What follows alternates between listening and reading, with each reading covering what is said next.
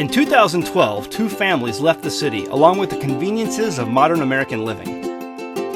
Today, our family has decided to live in the mountains of the American Ozarks to build for themselves a more sustainable and fulfilling lifestyle. We are An American Homestead!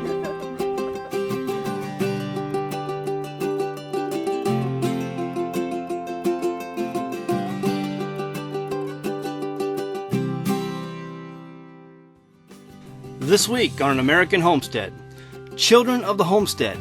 We look at the difference between raising children out here rather than with many of the modern luxuries that most families indulge in today.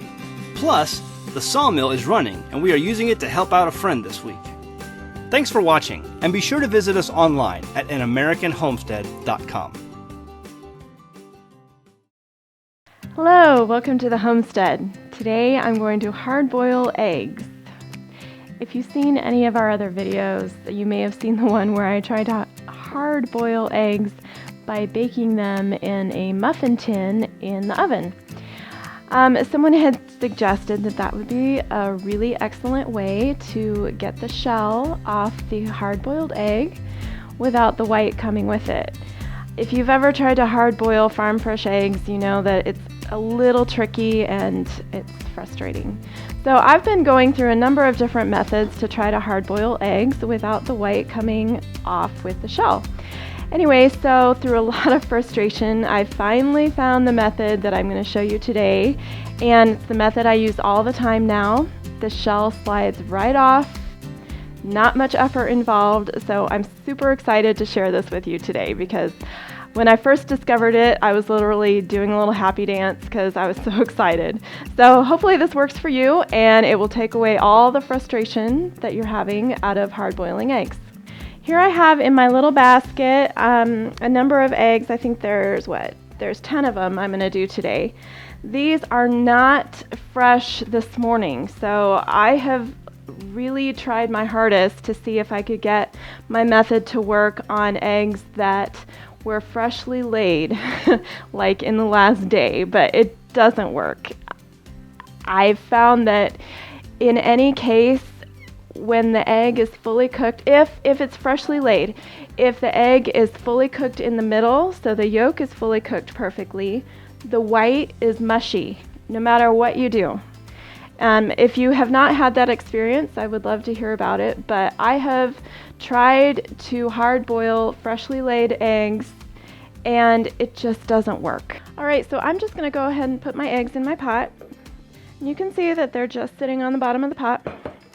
I am going to add some salt. I feel like the salt helps permeate the shell a little bit and will help them peel easier later on. It's probably like a quarter to a half a cup of salt.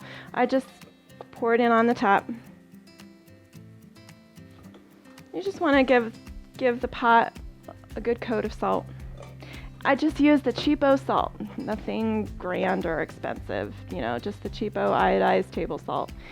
Then I'm going to fill my pot with water. You just want the water to cover the eggs. All right, put the lid on my pot, start my stove. I'm going to bring the water to a rolling boil. I'm going to boil the eggs for 12 minutes.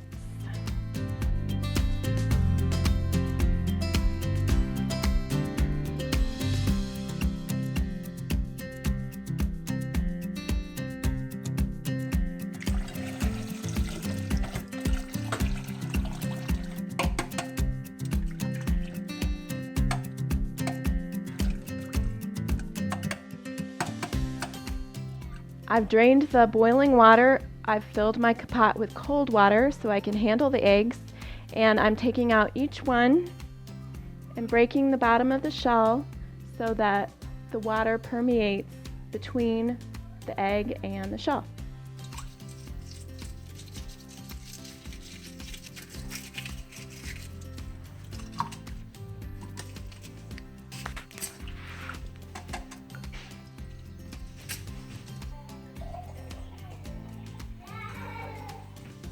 Ten beautiful hard-boiled eggs. Just remember that after you've cracked the egg, you put it back in the water, you let it soak for a few minutes. I would say about 5 minutes. Let it soak. After that, take your egg out one at a time, break the shell. If the shell does not slide right off, put it back in the water. Pick another egg, do the same thing. If it doesn't slide right off, put it back in the water. By the time you're done with all your eggs, all of the shells will slide right off. Some of them just need a little bit longer to soak. So I hope this method works for you. Let us know in the comments if you try it.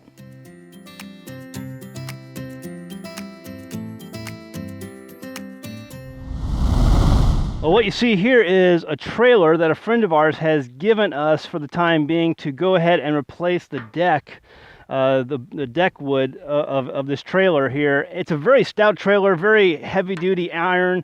It's got a lot of years left in it. However, the deck is just beyond. I mean, it's just, the wood is completely rotted out and it's broken in a number of places. Some of the boards are missing and they need a new deck. And so a friend of mine gave me the trailer and said, hey, listen, can you cut some wood for a new deck on this trailer? And I said, absolutely, sure. And a friend of his gave us some white oak logs. White oak is very stout wood.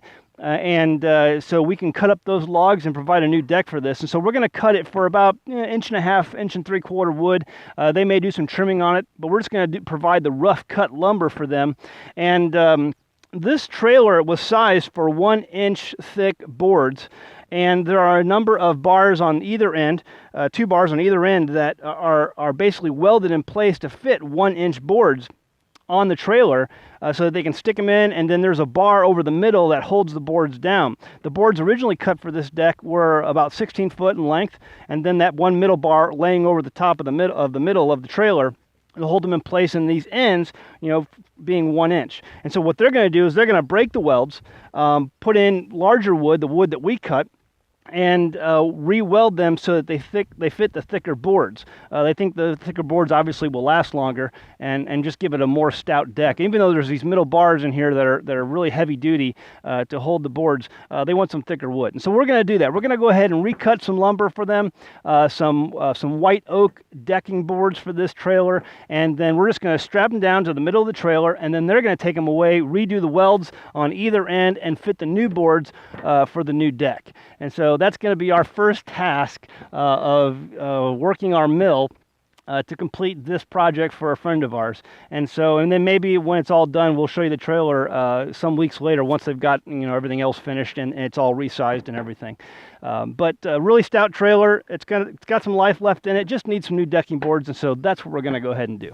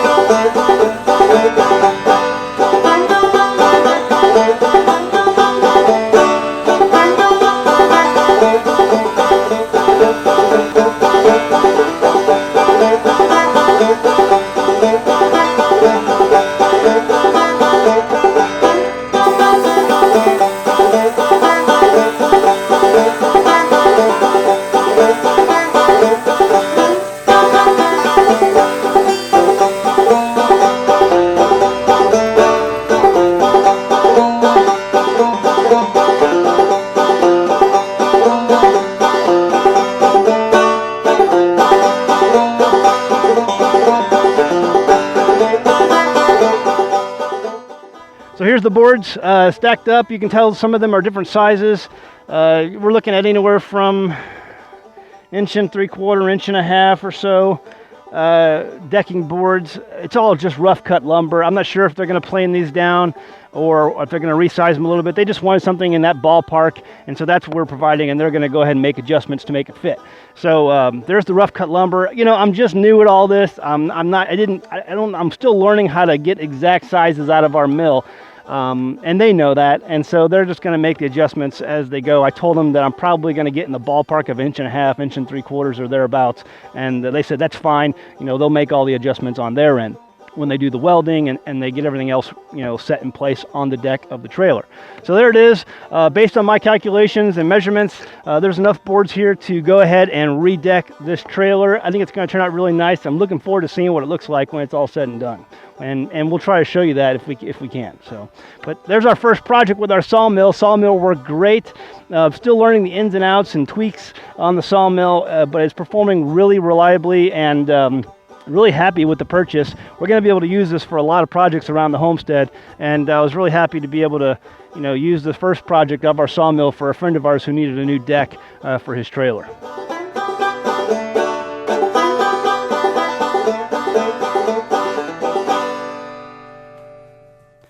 So while we're here, I thought I'd show you the hitch of this trailer. A really interesting hitch, one I had not seen just like this before. And most hitches, it's just the ball you just raise up and lower onto the ball of the hitch of your vehicle. But this one's a little bit different. This one, when you're ready to disengage, you just open this up and then you pull out. And there you go. And then when you're ready to hook up again, you just back up and this closes automatically over the ball. And you drop it, and then you're ready to go. So a really interesting hitch like this. I enjoyed the design. It's really easy to hook up and disengage with it. I think more hitches ought to be made like this. I've worked with a lot of hitches and trailers, you know, on our trucks, and so this one I think is really an ingenious design, how it works, and just really easy to hook up to. So I thought you might enjoy seeing that. Really neat design.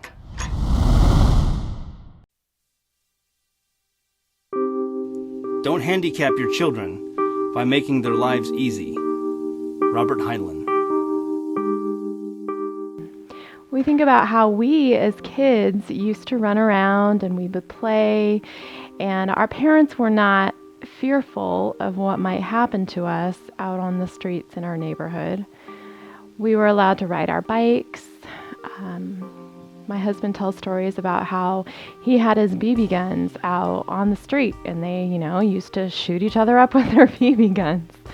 I'm a girl. I didn't have any brothers, so I didn't experience things like that. But I remember riding my bike. I remember out there with my shovel digging in the mud. My dad had a big, long machete. And one time my sister and I got his tools, one of them being the machete, and went out in our backyard and we just started hacking at the bushes back in the backyard. And we thought it was great fun. Like, we destroyed the whole, this was in Papua New Guinea. I grew up as a missionary kid in Papua New Guinea, so we had different plants back there. We destroyed a whole banana tree. And we dissected it, and we saw how the leaves got wrapped around inside, and it was so cool. It was like our little science experiment for the afternoon. But we were playing with this big machete. It was probably about 1.5 feet long, I'm imagining. We were 8 and 9 years old. That's kind of scary. I'm thinking about my 9-year-old playing with a machete. You know, I think he could do it. I think he'd be fine. The 3-year-old, not so much. But I would trust the 9-year-old with a machete. We did that kind of stuff as kids. Fast forward 30 years later, 40 years later for some, we're not allowing our kids to play like that anymore. We're sheltering them. They rarely go outside. I'm talking about kids in our culture as a whole. Not my kids per se, but kids as a culture, kids in our culture as a whole. They're not allowed to go outside. We're so afraid of what might happen to them in the cities, and rightly so. I mean, there are predators out there. There are people that would hurt our children. That's one of the reasons why we moved out to the country, so our kids can run around free, be able to play like we did as children. We so enjoy the fact that we can send them outside. they come in and out of the house all day long. They love playing outside. They love exploring in our woods and doing the things that kids are supposed to be doing and not being afraid.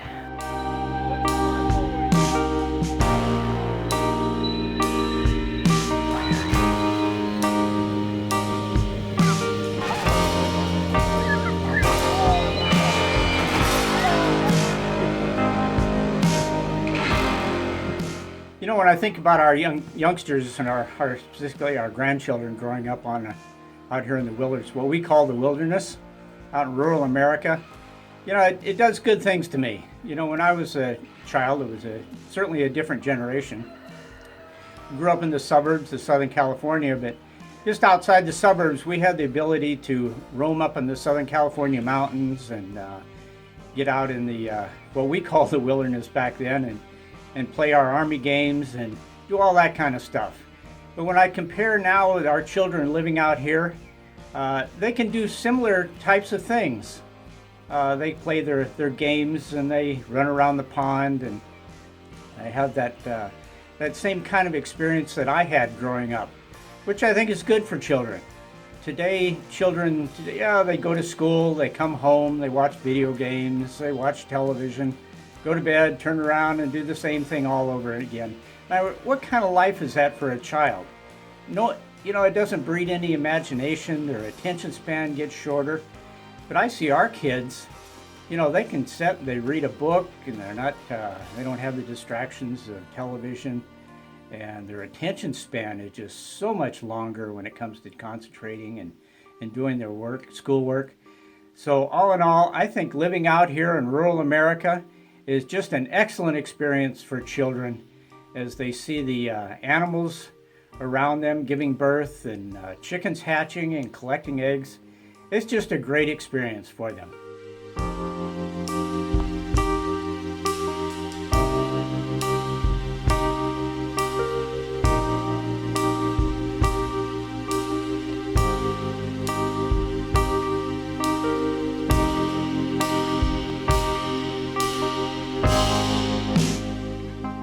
A number of years ago, I was listening to Rush Limbaugh, and a number of callers were calling in talking about the horribleness of, if that's a word, the horribleness of the public school education system and how, you know, it was coddling our children and our children weren't learning the things that they need to learn to be successful in life. And he was looking at it from a different perspective.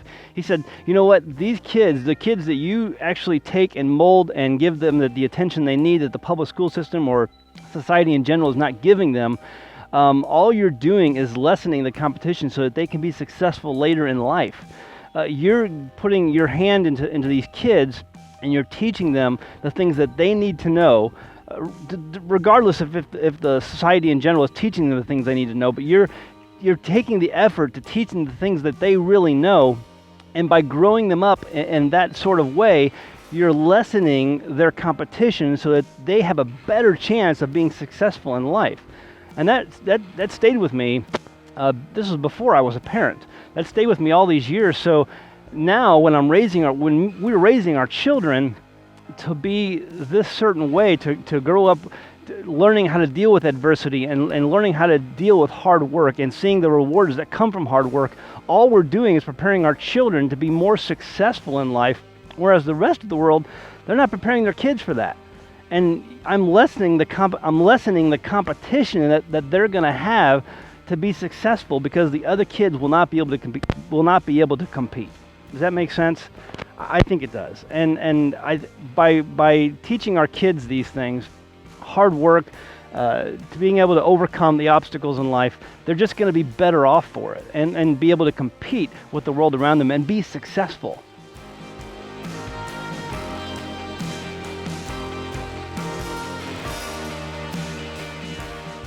Take a look at what society refers to as the greatest generation. It's commonly referred to as those who came before us, our grandparents, great-grandparents who fought in World War II, who were able to go into that theater of war and come out successful and overcome adversity, deal with the land war in Europe and the war in the Pacific. My grandfather fought in the War of the Pacific against the Japanese, and and they were able to come out successful and overcome adversity, and we refer to them today as the greatest generation. Why were they so great?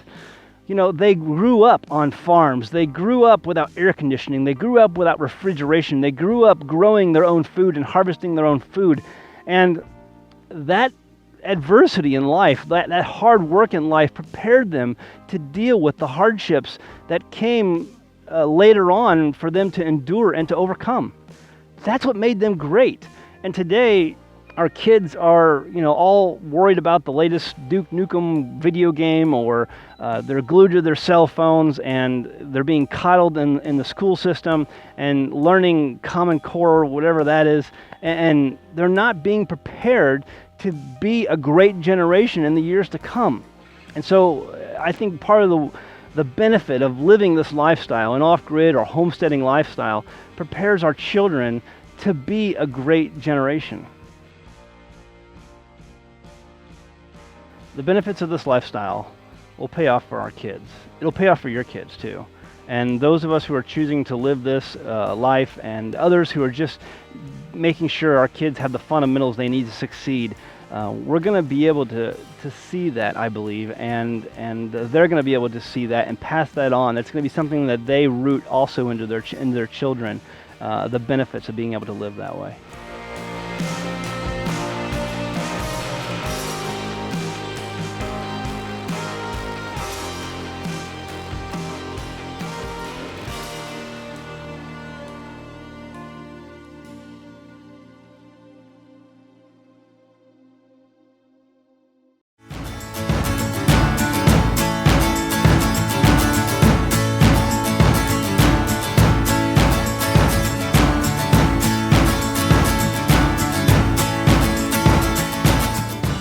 Thanks for tuning in again this week. Please subscribe and like us on Facebook. And that's An American Homestead.